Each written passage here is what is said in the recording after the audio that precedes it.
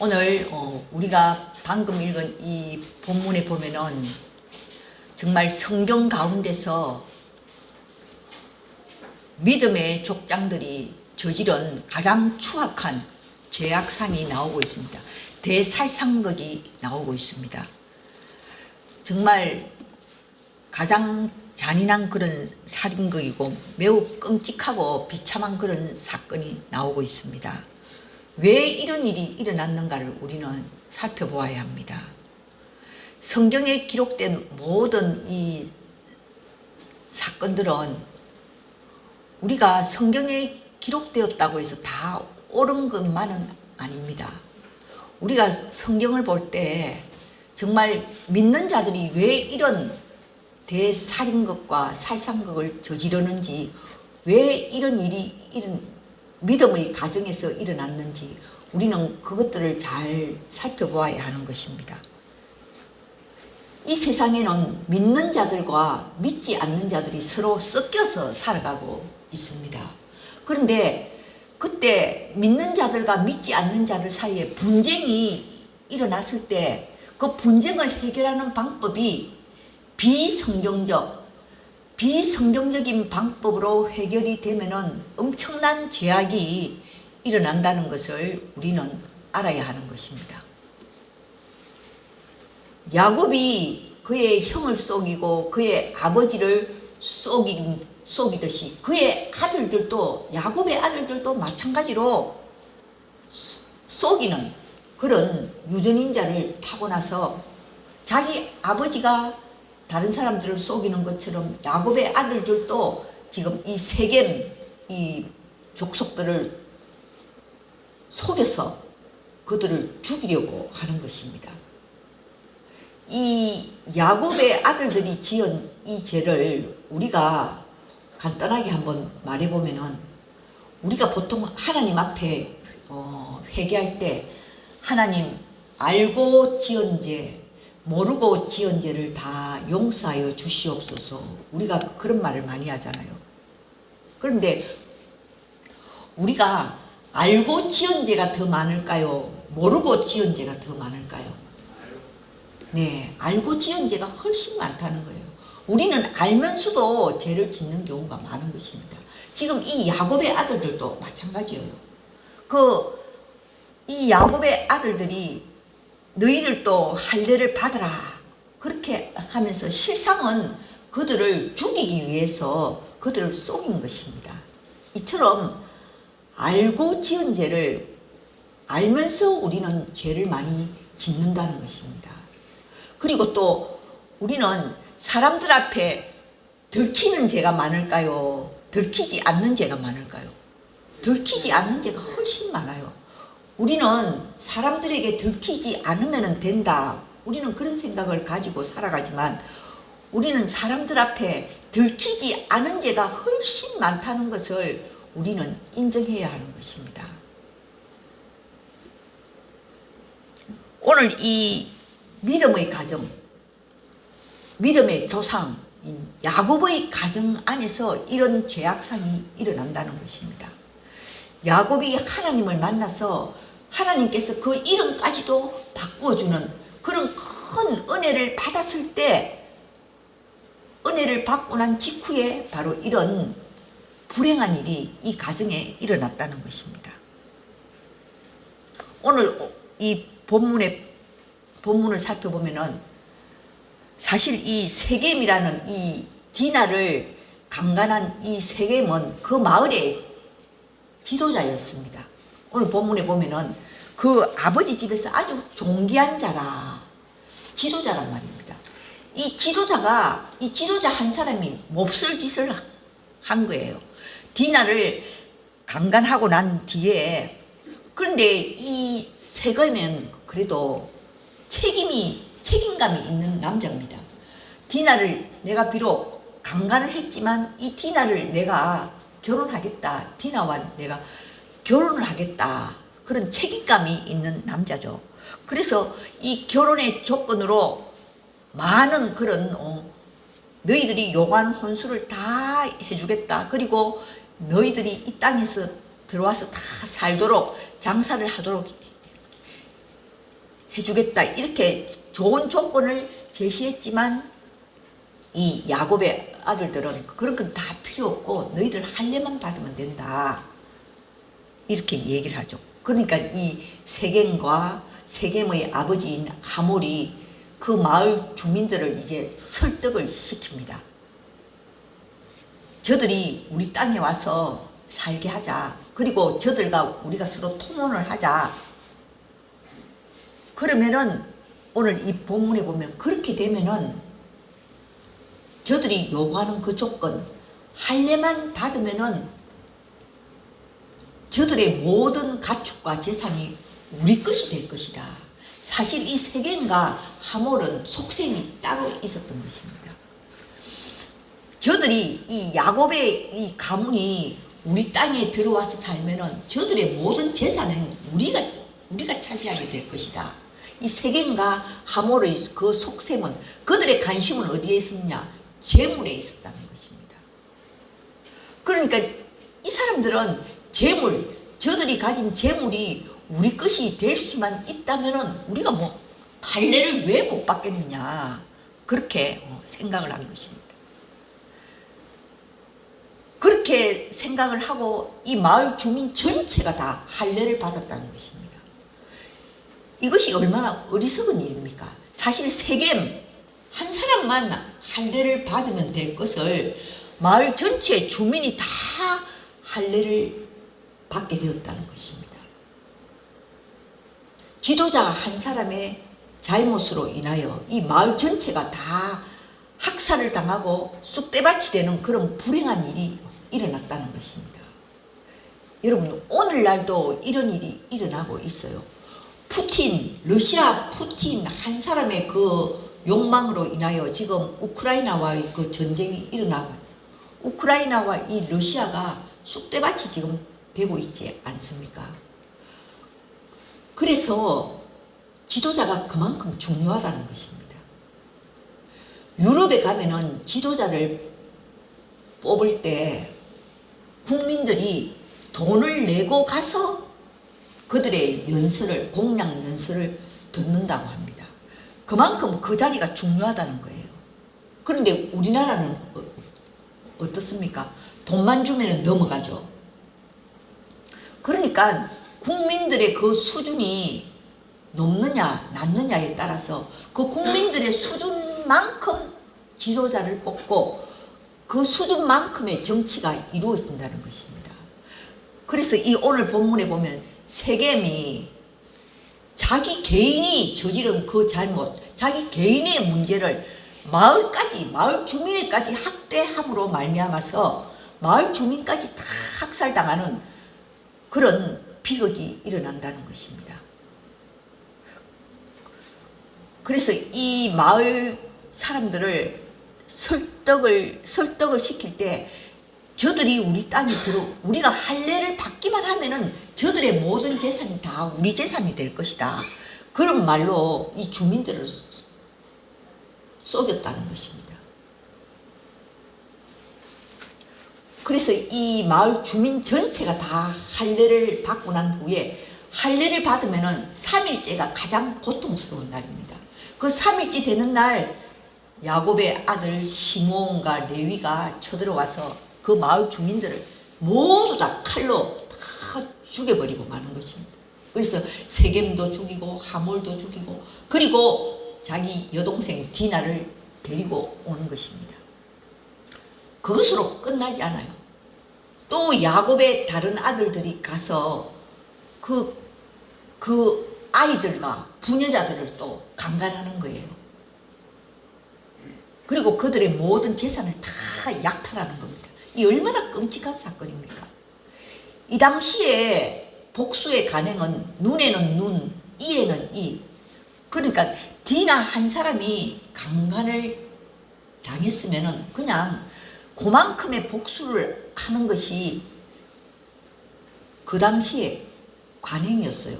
그런데 이 야곱의 아들들은 저들보다도 10배, 100배의 복수를 잔행하는 것입니다. 바로 이것이 우리 인간의 바로 마음, 복수라는 것입니다. 그래서 예수님께서 오셔서 원수를 갚지 말라고 한 것입니다. 우리도 마찬가지예요. 저 사람이 나에게 한 가지 나쁜 짓을 했다 이러면 우리는 복수할 때는 저 사람에게 5가지로 우리는 복수를 하는 거예요. 그게 바로 인간의 바로 심리라는 거예요. 저 사람에게 우리는 5가지로 복수를 하는 거예요. 그러면 저 사람이 5가지 복수를 받으면은 저 사람은 또다시 10가지로 복수를 이렇게 하는 거예요. 우리 인간은 바로 그런 인간이라는 거예요. 그런 사람이라는 것입니다. 그래서 예수님께서 원수를 갚지 마라. 원수 갚는 것을 하나님께 맡겨라. 그렇게 말씀하셨던 것입니다.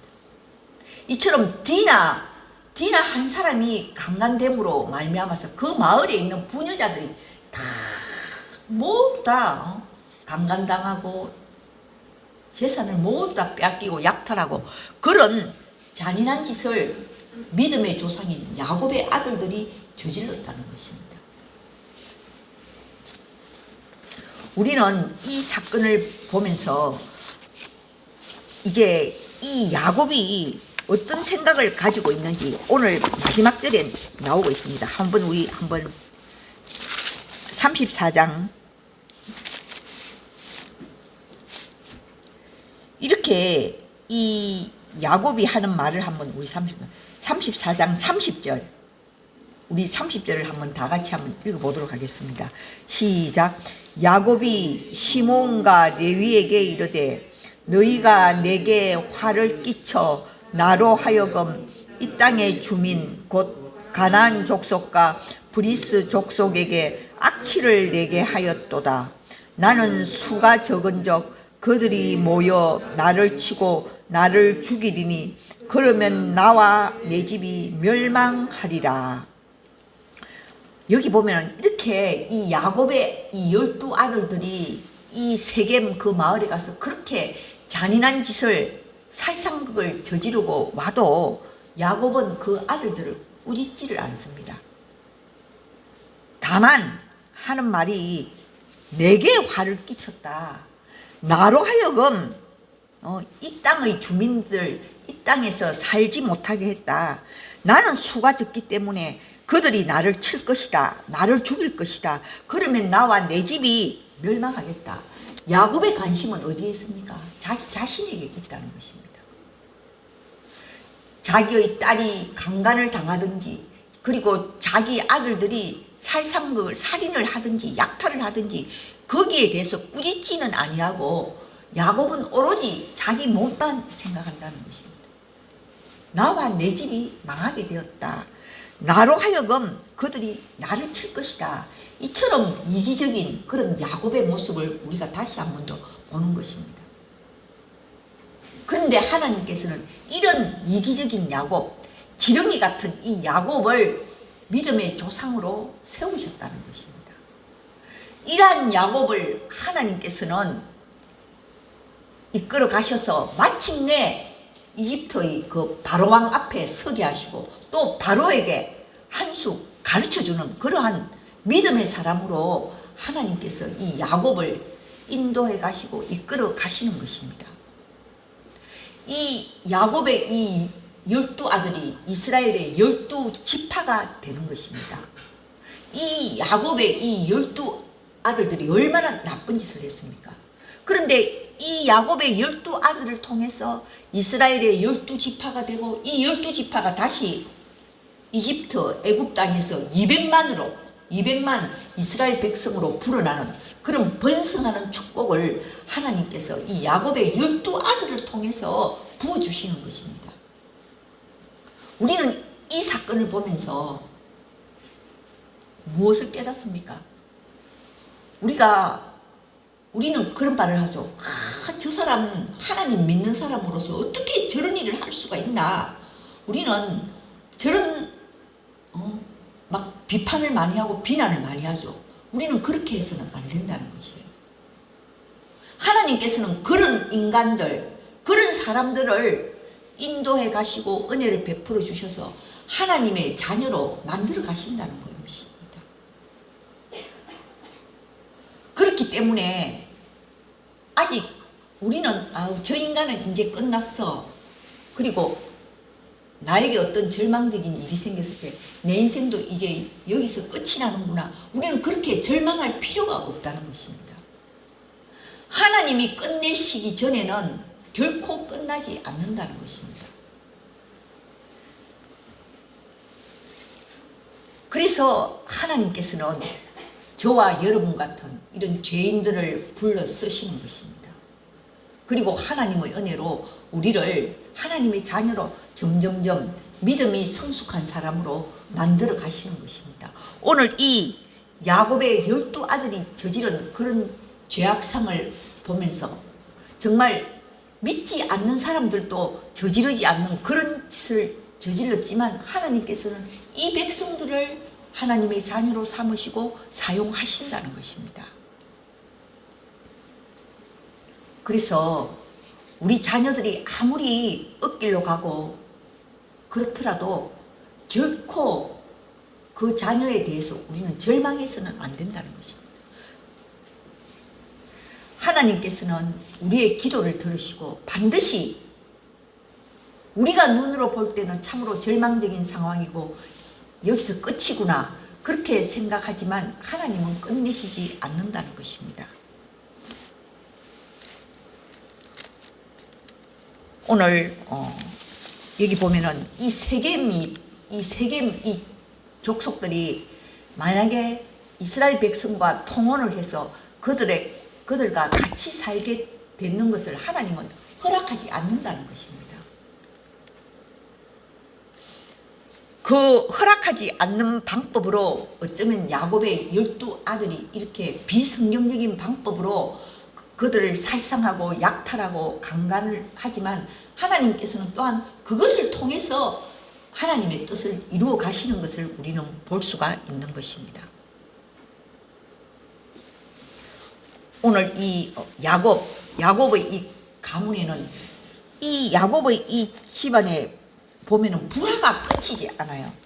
오늘 마지막 31절을 보면은 그들이 이르되 그가 우리 누이를 창녀같이 대우함이 옳으니까 야곱과 그 야곱의 아들들의 그 불화가 끊이지 않는 그런 과정이라는 것을 이제 암시를 하면서 이 사건이 끝이 나는 것을 볼 수가 있는데요.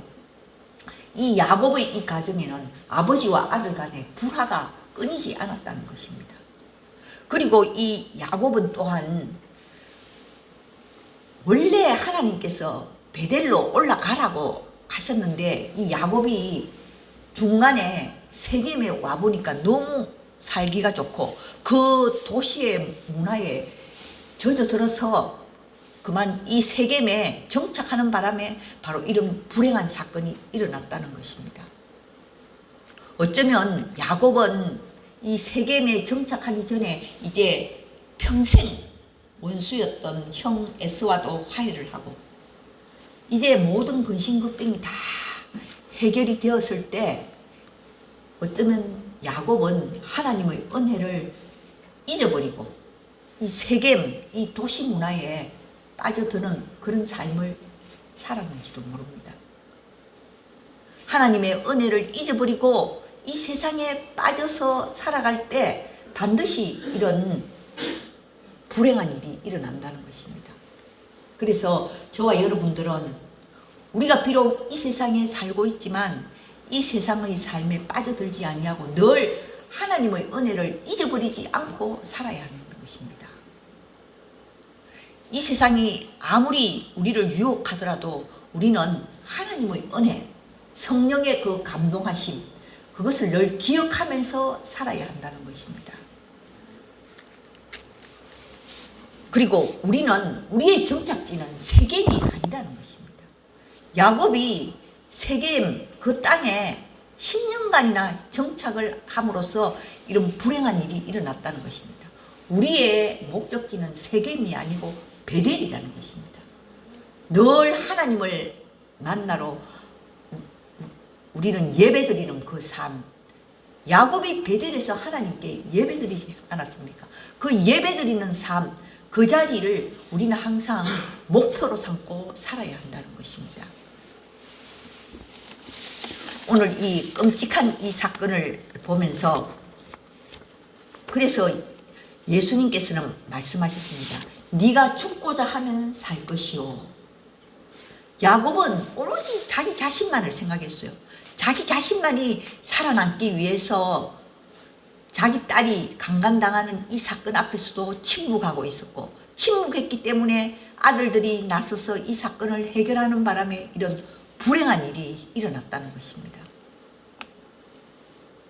그래서 예수님께서는 말씀하십니다. 네가 죽고자 하면 살 것이요. 나 자신이 죽으면 되는 거예요. 나 자신이 죽으면은 내 가정이 조용해지는 것입니다. 그리고 우리는 어떠한 어려운 일이 닥치고 절망적인 일이 닥쳐도 결코 우리는 하나님이 내 인생을 끝내지 않은 이상 우리는 절망할 필요가 없다는 것입니다. 하나님이 끝내지 않은 것을 우리는 인간이 끝낼 수도 안 되고, 우리는 또한 어떤 인간을 향해서도 비난해서는 안 된다는 것입니다. 우리는 절망하지 말고 우리가 하는 일은 베델로 올라가는 거예요. 하나님을 만나기 위해서 기도해야 되는 것입니다. 하나님을 만나기 위해서 예배드려야 하는 것입니다. 우리의 삶의 목적이 늘 베델로 향할 수 있는, 세겜이 아닌 베델로 향할 수 있는 저와 여러분이 되시기를 주님의 이름으로 축원합니다. 기도드리겠습니다. 하나님 아버지, 저희들이 살아가는 이 세상은 때로는 육신의 정욕으로, 안목의 정욕으로, 이생의 자랑으로 저희들을 유혹할 때가 많이 있습니다. 그러나 저희들 비록 이 땅에 발을 디디고 살아가지만 늘 하나님께서 내게 베풀어 주신 그 은혜, 성령의 그 인도하심, 성령의 그 감동 감화를 잊어버리지 않고 살게 하여 주시옵소서. 우리의 정착지는 세겜이 아니라 베델이라는 것을 하나님 앞에 나와 예배드리며 늘 하나님을 만나기 위하여 기도하며 말씀 본다는 것을 우리를 늘 잊지 않고 살아가게 하여 주시옵소서. 그리고 우리가 어떠한 어려움이 와도 결코 절망하지 아니하고 내 인생 여기서 끝나는 것이 아니고 하나님께서 끝내지 않은 이상은 우리의 인생은 절대로 끝나지 않는다는 것을 늘 기억하며 살아가게 하여 주시옵소서. 예수님의 이름으로 기도드립니다. 아멘.